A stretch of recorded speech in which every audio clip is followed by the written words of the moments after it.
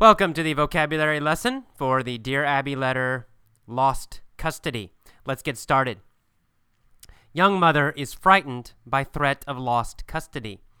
To be frightened means to be scared. So frightened is the same as scared.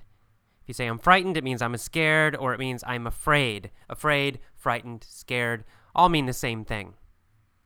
And the word custody is important. Custody means ownership. It means to own a person. It really means you are the person responsible for someone else. Usually we use this with children. For example, if I say, I have custody of my son, it means I am the person responsible for my son. The government, the courts, the law says that I am the owner of my son, right? I have custody, that my son lives with me.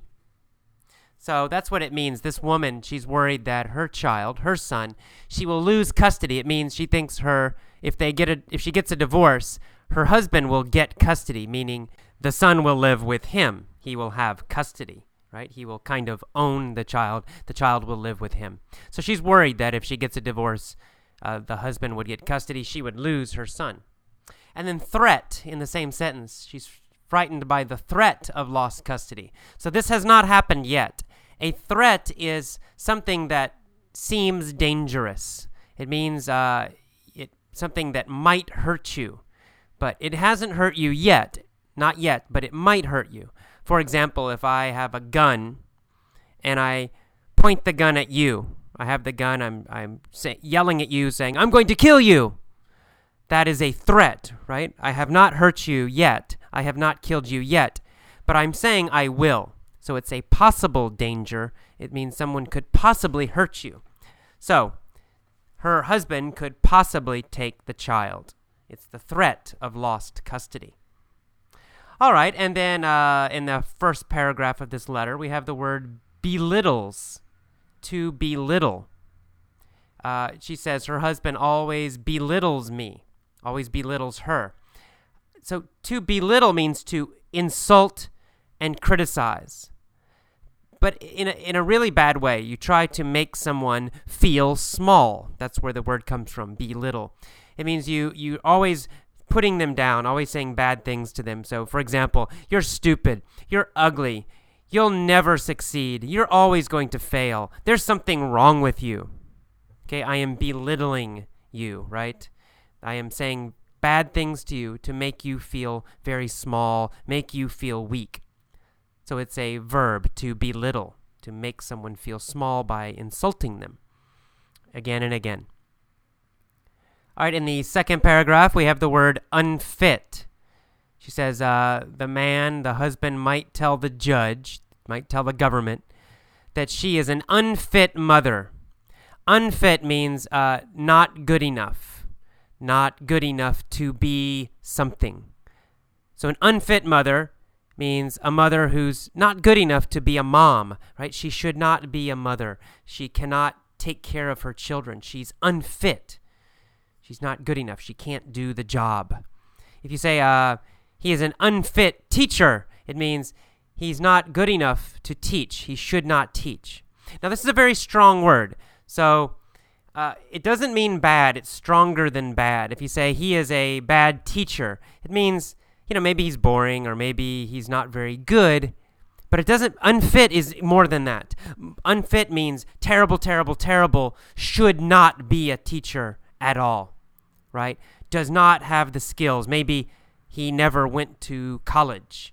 Maybe he doesn't know the subject at all. That's why we would say he is unfit. So an unfit mother, it's not just a bad mother, it's a mother who cannot take care of her child at all.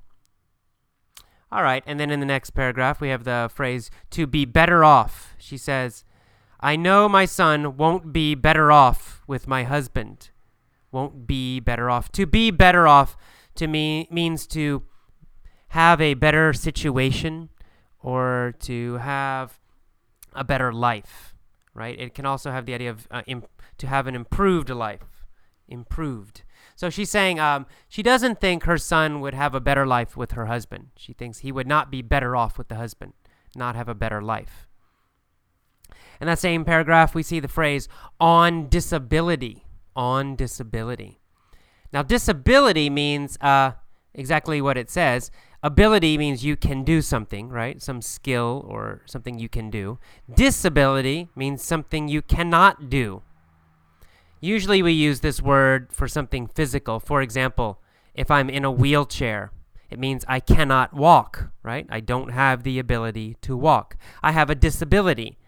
I can't walk. I have a disability. Or if I'm blind, I can't see, then I'd say I have a disability. But this phrase, to be on disability, is a little different.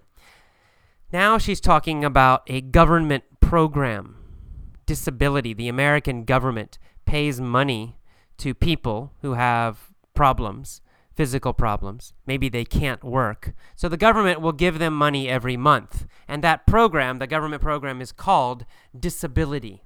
That's the kind of casual name for it. So to be on disability means you get a check from the government because you have some kind of problem.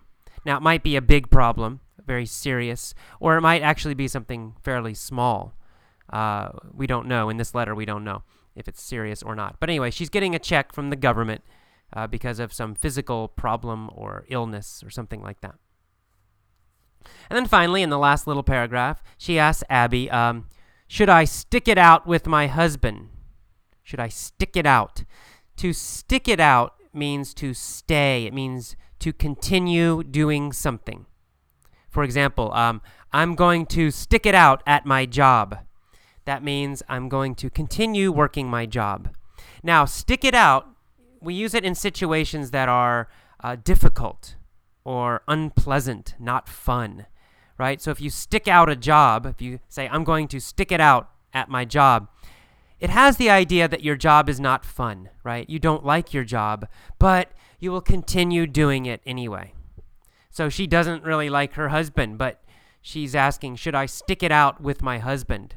Meaning, okay, she doesn't enjoy her husband, she doesn't like him, but maybe she should keep trying anyway. Maybe she should stay with him and continue with him anyway. So stick it out, to continue with a situation that is not easy or that is unpleasant. And finally, she signs this, trapped in New Hampshire. New Hampshire is a state. It's a part of the United States in the northeast part of the country. To be trapped means you can't leave, right? It means you're stuck. You are, for example, if I say, I'm trapped in my room, it means my door is locked and I cannot get out. I cannot leave my room. I'm trapped in the room. So to be trapped in a job means you're in the job, but you can't leave the job. Maybe you can't find a new one. But you need money, so you can't leave the job. You're trapped in the job. She feels trapped in her marriage. She doesn't like her husband. He's not a good guy, but she feels she can't leave because she's afraid to lose her son. So she feels like she can't leave the marriage. So that's why she signs it, trapped in New Hampshire. All right, that is all of the vocabulary for this little Dear Abby letter. Move on to the mini story next. Bye-bye.